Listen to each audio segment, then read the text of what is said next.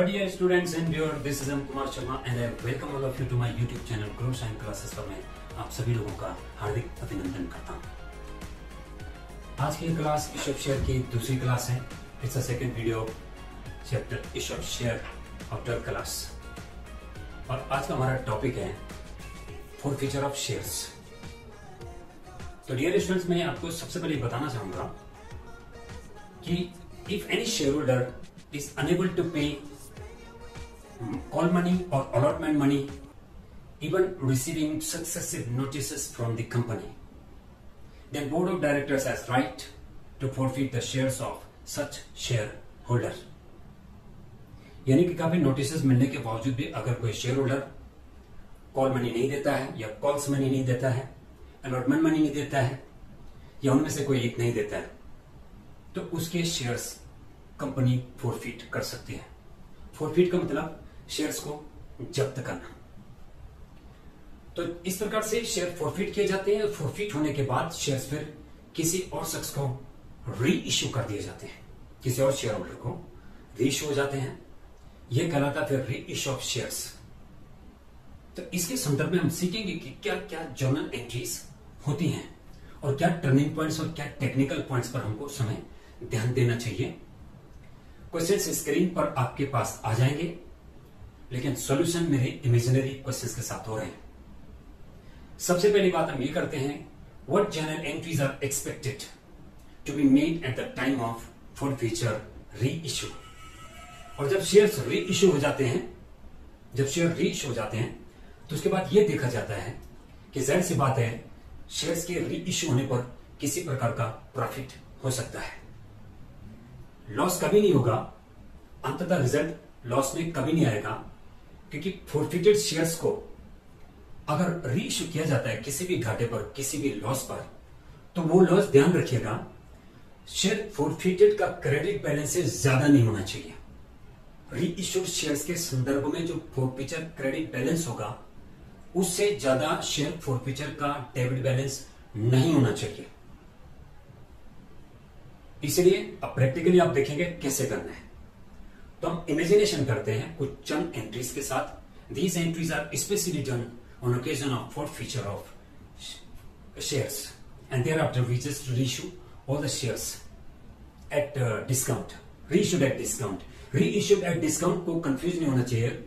Reissued at discount को गलत तरीके से नहीं कंसिडर करना चाहिए। वो डिस्काउंट ऑन इश्यूड शेयर नहीं है, वो दरअसल शेयर फोरफीचर डेबिट बैलेंस ही है। तो आइए देखते हैं कैसे जर्नल एंट्रीज करते हैं फोरफीचर के संदर्भ में।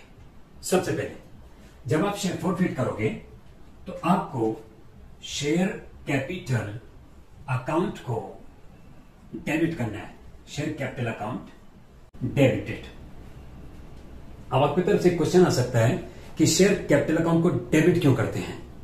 जब भी शेयर होल्डर से रिश्ता बनता है तब आप किया करते थे, आप याद कीजिए, आप क्या करते थे, share application account debited to share capital, ये रिश्ता बना। Share allotment account debited to share capital, ये रिश्ता बना। जब आप share first call money due करते हैं, share first call account debited to share capital, ये रिश्ता बना। आप शेयर इश्यू कर रहे हैं, मतलब हो सकता है share second and final call बनाओगे टू शेयर कैपिटल, ये रिश्ता बना। और अब रिश्ता फिलहाल यहाँ पे खत्म होना है।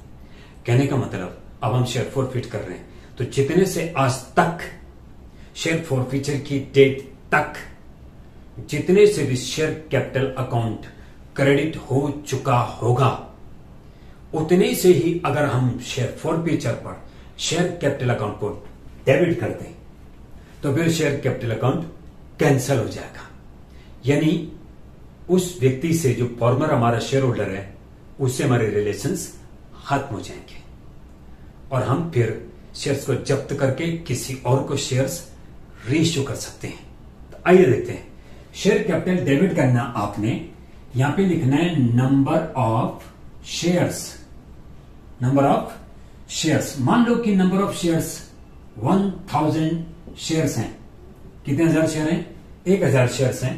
Number of shares into called up पर शेयर, और फोरफीचर की तारीख तक आज तक हमने इन तमाम शेयर होल्डर से जिन्होंने गलती करी है, इनसे ये सबसे हमने कितना अमाउंट पर शेयर कॉल्ड अप किया था, उसे कॉल्ड अप अमाउंट कहते हैं।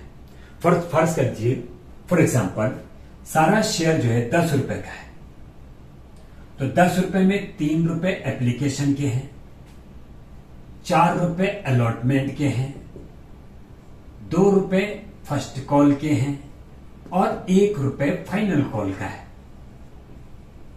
आप नोटिस कर रहे होंगे 4 और 3 7 और 2 9 और 1 10 रुपए शेयर का पार वैल्यू है।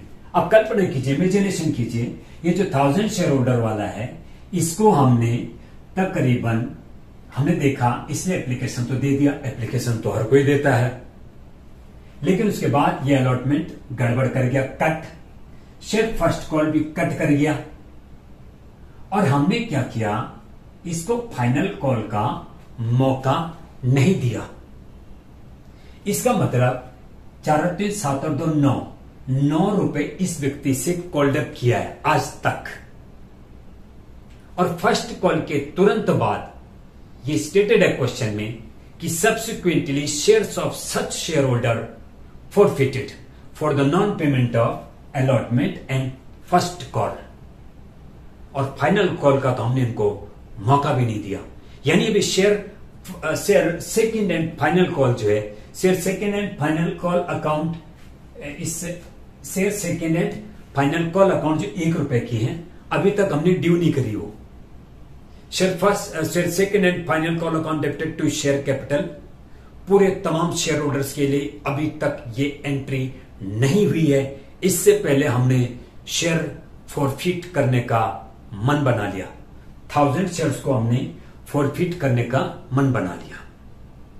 तो इसका मतलब हमने 3 रुपए 3 और 4 7 और 2 9 रुपए इस व्यक्ति से आज तक कॉल्ड अप किया, मंगवाया, मगर ये दे नहीं पाया। कितना? 4 और 2 6, तो सिर्फ एप्लीकेशन मनी दिया है। तो मैं ही सोच सकता हूं कि आज तक इस व्यक्ति को शेयर कैपिटल अकाउंट कितना क्रेडिट हुआ होगा। एक तो हुआ होगा कभी शुरुआत में share application account debited to share capital 3 रुपए से, share allotment account debited to share capital 4 रुपए से। तो इस तरीके से 4 और 3 7 और 2 9 रुपए आज तक कॉल्ड अप है। कितना है आज तक कॉल्ड अप? 9 रुपए। इसलिए हम 9 रुपए से हमने शेयर कैपिटल अकाउंट को क्रेडिट किया होगा आज तक। Share application account debited to share capital, share allotment account debited to share capital, share first call account debited to share capital, कुल मिलाकर 3 बार हमने टू शेयर कैपिटल आज तक 9 रुपए से किया होगा। तो जब हम रिश्ता बन रहा था तब शेयर कैपिटल क्रेडिट हो रहा था। आज हम रिश्ता खत्म करना चाहते हैं, आज हम शेयर छीनना चाहते हैं, आज हम शेयर जब्त करना चाहते हैं, आज हम शेयर फॉरफिट करना चाहते हैं। तो इसलिए शेयर कैपिटल अकाउंट आज डेबिट होगा। कितने रुपए से? आज तक कितना? 9 रुपए। यानी 4 और 3 7 और 2 9 रुपए, 9000 रुपए शेयर कैपिटल अकाउंट डेबिट हो जाएगा। और अब साथ में कल्पना और कीजिए कि क्या पता, अगर हो सकता है शेयर पे 2 रुपए प्रीमियम भी मंगवा रखा था, और प्रीमियम जो है अलॉटमेंट के टाइम समझ लो, जब कहीं नहीं होता है 2 रुपए, तो 6 रुपीज अलॉटमेंट पे। ऐसी हालात में हम महसूस कर सकते हैं कि उसने शेयर प्रीमियम भी नहीं दिया होगा। जो शेयर अलॉटमेंट मनी नहीं दे रहा है, वो शेयर प्रीमियम क्या देगा? इसका मतलब आपको आज सिक्योरिटी प्रीमियम रिजर्व अकाउंट को भी डेबिट करना है। ठीक है, सिक्योरिटी प्रीमियम रिजर्व को भी डेबिट करना है। 1000 शेयर्स हैं ये, एट द रेट ऑफ ₹2 पर शेयर प्रीमियम था, तो 2000 रुपए ये भी होता है। आपकी तरफ से एक छोटा सा क्वेश्चन आना चाहिए कि सिक्योरिटी प्रीमियम रिजर्व को सर डेबिट करने की क्या जरूरत है फॉरफिचर के समय? तो उन्होंने कहा होता यह है कि हम उम्मीद करते हैं जब पूरे आवाम के लिए तमाम शेयर जो कंपनी के होते हैं, हम उम्मीद करते हैं कि लोग सिक्योरिटी प्रीमियम का पैसा जरूर देंगे। तो सब हम लोग क्या करते हैं? Share allotment account debit to share capital to security premium reserve को क्रेडिट कर देते हैं, इस उम्मीद में कि कभी पैसा आएगा। करेक्ट? मगर बाद में पैसा आता नहीं है और सिक्योरिटी प्रीमियम रिजर्व क्रेडिट का क्रेडिट ही रह जाता है। अगर सिक्योरिटी प्रीमियम का पैसा क्रेडिट का क्रेडिट ही रह जाता है, मगर एसेट साइड में बैंक में पैसा आएगा नहीं, तो ऐसे में बैलेंस शीट आपकी टैली नहीं होगी। तो सिक्योरिटी प्रीमियम रिजर्व जो क्रेडिट हुआ है, उसको कहो खामा खाम क्रेडिट ना रहे, बल्कि आज डेबिट हो जाए, इसलिए उसको आपको डेबिट करना पड़ता है। दूसरी बात, इसके बाद नीचे आता है to share forfeited account. To share forfeited account को अगर हम मन में ऐसा मान ले, और income gains profits are credited, यानी पिछले वाले शेयर होल्डर से जितना भी रुपया आपको मिला है, हमारी कंपनी को मिला है, कंपनी उस पैसे को हमेशा के लिए जब्त कर देगी, यानी वो पैसा शेयर होल्डर को, एग्जिस्टिंग शेयर को, यानी पुराने फॉर्मर शेयर होल्डर को वो पैसा वापस नहीं मिलेगा। तो ये कंपनी का थोड़ा फायदा है, ये पैसा जब्त कर लेगी company. All gains and profits are credited, इस रूल के तहत आप शेयर फॉरफिटेड अकाउंट को क्रेडिट कर सकते हैं। 1000 शेयर हैं और एक शेयर पे सिर्फ एप्लीकेशन मनी आ रखा बच्चों, यानी 3000 आप क्रेडिट में लिखिएगा। उसके बाद लिखना टू शेयर, किस चीज का पैसा नहीं आया, टू शेयर अलॉटमेंट का पैसा नहीं आया, अकाउंट डेबिट का क्रेडिट कर देना। 1000 शेयर्स पे आप प्रीमियम समेत लिखिएगा, प्रीमियम समेत 4 और 2 6 है, तो पूरा 6 लिखिएगा, ठीक है, और इस प्रकार से ये 6000 हो जाएगा, करेक्ट। साथ में इसने शेयर फर्स्ट कॉल का पैसा नहीं दिया है, तो शेयर फर्स्ट कॉल अकाउंट का पैसा नहीं दिया है। 1000 शेयर्स पे ₹2 के हिसाब से 2000 होता है, करेक्ट। आप देखिए, इट्स नॉट अ मैजिक, अगर आप सही तरीके से करें तो automatically debit portion of and credit portion will be tallied with each other. देखिए 9 2 11 होता है, 6 3 9 2 11 बिल्कुल बिल्कुल टैली है। और आप नरेशन अगर लिखना चाहोगे, वैसे तो एमसीक्यूज आएंगे आपके टर्म 1 में, पर फिर भी नरेशन आपको आनी चाहिए। क्या लिख सकते हैं आप, being 1000 shares forfeited for the non payment of allotment and first call. So इसके बाद ये आपका शेयर फॉरफिट हो गया। इसके बाद आपने शेयर को री इश्यू करना है। हो सकता है इनमें से कुछ शेयर्स को हम री इश्यू करना चाहें, और समझ लो हो गए 1000 शेयर्स में से मान लो जो 1000 फॉरफिटेड शेयर्स हैं, लिखा हुआ है क्वेश्चन में कि 800 फॉरफिटेड शेयर्स री issued at a discount of 20%। 800 forfeited shares reissued at a discount of 20%. So for your kind information, this discount on reissue of share is in fact forfeiture debit balance. ये कोई discount on issue share account नहीं है, इसको आप share forfeited account में debit करना है, क्योंकि डिस्काउंट ऑन री इश्यू डिस्काउंट नहीं होता है, वो दरअसल फॉरफिचर डेबिट बैलेंस ही होता है। तो देखिए इन्होंने कहा है रीइश्यूड करना है शेयर्स को, 800 शेयर को, इन 1000 शेयर में से केवल आपको 800 शेयर ही रीइश्यू करने हैं। तो एंट्री करेंगे बैंक अकाउंट डेबिटेड, 800 शेयर्स को हम री इश्यू कर रहे हैं एट द रेट ऑफ, सारा शेयर 10 रुपए का है और 10 रुपए का 20% 2 रुपए होता है, तो मात्र ये 8 रुपए प्रति शेयर री इश्यू हो रहा है। So you is writing here ₹8 per share. So 8 8 is 64, 6400। और साथ में नुकसान हुआ है, share forfeited account debited 800 shares into ₹2 per share. It's mentioned in the question that 800 forfeited share reissued at a discount of 20% as fully paid up.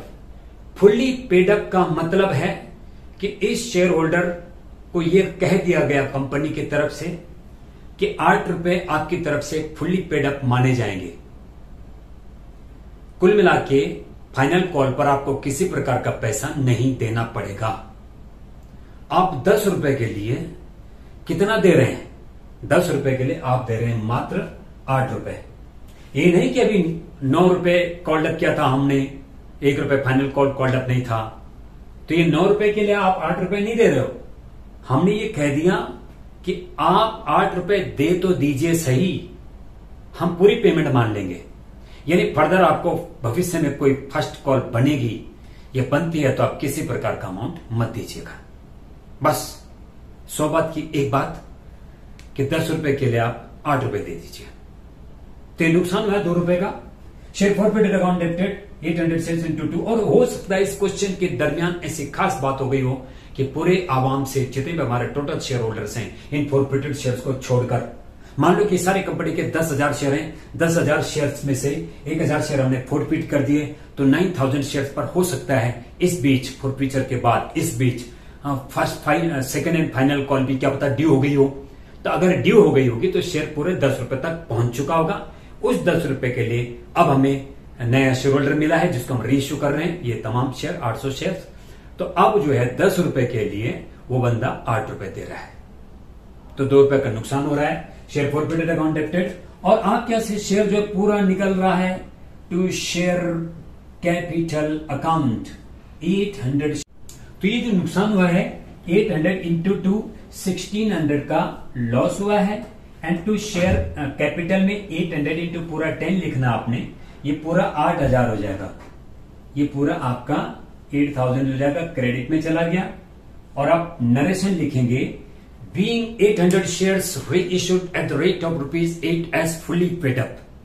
Fully paid up मतलब share holders की तरफ से जिसको हम शेयर रीइश्यू कर रहे हैं उसकी तरफ से पूरी की पूरी पेमेंट मानी जाएगी, चाहे वो सिर्फ 8 रुपए दे रहा है, 2 रुपए कंपनी का नुकसान है। और loss and expenses are debited, share forfeited account debit हो जाएगा। तो बच्चों 11th स्टैंडर्ड में जो कुछ अकाउंट्स के रूल होते हैं वो सदा सदा आपके साथ रहते हैं, बस आप गलती करते हैं कि उनको ध्यान नहीं देते हैं। सो बेसिक रूल्स बहुत जरूरी आने चाहिए, वरना फिर रटने के सिवाय कोई रास्ता नहीं, और रट आप अकाउंटेंसी वैसे भी नहीं सकते हो। तो इसमें लिखेंगे being 800 shares 800 forfeited shares reissued at the rate of ₹8 per share as fully paid up. ठीक है, तो शेयर्स हमने देखा किस प्रकार से फोरफिट हुए, किस प्रकार से how we just reissued this forfeited shares. और इसके बाद आपका एक फर्ज बनता है कि जो शेयर फोरफिट हुए बाद में रीइश्यूड हुए, तो ये तमाम जो लेखा जोखा है फोरफिटेड शेयर्स पर किसी प्रकार का कोई फायदा हुआ होगा कंपनी को। देखिए अगर कंपनी को फायदा नहीं होता है तो नुकसान भी नहीं होगा। यही कंडीशन है कि आप फोरफिटेड शेयर्स को फोरफीचर क्रेडिट बैलेंस से ज्यादा के लॉस पर रीइश्यू नहीं कर सकते। अभी देखिए मैं समझाना चाहता हूं, अभी आप कितने शेयर्स रीइश्यू कर रहे हैं इस क्वेश्चन में? 800 शेयर्स। तो 800 शेयर्स का अगर मैं फोरफीचर क्रेडिट बैलेंस देखूं तो 800 इंटू 3 यानी 2400 रुपए। 2400 फोरफीचर क्रेडिट बैलेंस है रीइश्यूड शेयर्स का। 2400 से ज्यादा का लॉस आप नहीं कर सकते। वैसे लॉस सिर्फ अभी 1600 का हुआ है, लेकिन लास्ट लिमिट 2400 है। 2400 से ज्यादा का घाटा आप नहीं खा सकते। कंपनी 2400 से ज्यादा का घाटा सहन और अलाउ नहीं करेगी रीइश्यू पर। अभी देखिए अब कैसे करना आपको करना है, एक आखिरी एंट्री करनी है आपने। आखिरी एंट्री करनी है share forfeited account debited to capital reserve account, to capital reserve account. अब इसकी जनरलिटी कैसे करते बच्चों? इसका जो जनरलिटी तो हो गई है, इसका अमाउंट कैसे निकालना है? अमाउंट निकालने एक पर्टिकुलर फॉर्मूला आप लगाइएगा, capital reserve is equal to P upon F into R minus FD। FD means forfeiture debit balance. पिछले शेयर होल्डर से प्रॉफिट कितना हुआ था? 3000। तो 3000 divide by number of forfeited shares कितना है? सिर्फ 1000 शेयर्स। और आप रीइश्यू कितने कर रहे हैं? 800 शेयर्स। तो ये आपका पहला formula. Minus forfeiture debit balance देख लीजिए, 1600 का फोरफीचर डेबिट बैलेंस है 1600। तो आपका आंसर आएगा कितना? Cut cut cut cut cut cut 8 3 जा 2400 माइनस 1600, आपका आंसर आया 800 रुपए। Your entry share forfeited account debited to capital reserve is coming 800 rupees. 800 rupees. और आप नरेशन लिख रहे हैं being share forfeiture credit balance, being share forfeiture credit balance regarding reissued shares is transferred to capital reserve. Dear students, you are preparing for term 1 examination to be held in November and December. So I wish you best of luck for that exam. और गहराई से पढ़िए, detail में जाइए. Detail में जब जाओगे तो तभी एमसीक्यू कर पाओगे. ठीक है? तो किसी भी चैप्टर को ये नहीं कि एमसीक्यू कर लिए जी हमने, एमसीक्यू प्रैक्टिस कर ली, उससे कुछ नहीं होगा जब तक आपको बेसिक क्लियर नहीं होता है. So it was forfeiture of shares, and it was also reissue of shares, and we just learned through this particular question how forfeiture credit balance is calculated for transferring to capital reserve. So this was my another video on issue of shares for 12th class CBSE board, and it is also applicable for ICSE board. तो सभी boards के लिए ये applicable है. सो आपके लिए next time मैं लेकर के आऊंगा एडमिशन ऑफ अ पार्टनर. सो अभी तक अगर आपने चैनल को सब्सक्राइब नहीं किया है तो please do subscribe the channel, share and like the channel. Till then हम अगला वीडियो आपके सामने लेकर के आएंगे. Once again I would like to say I am just going to make video on admission of a partner. So till then take care, bye bye.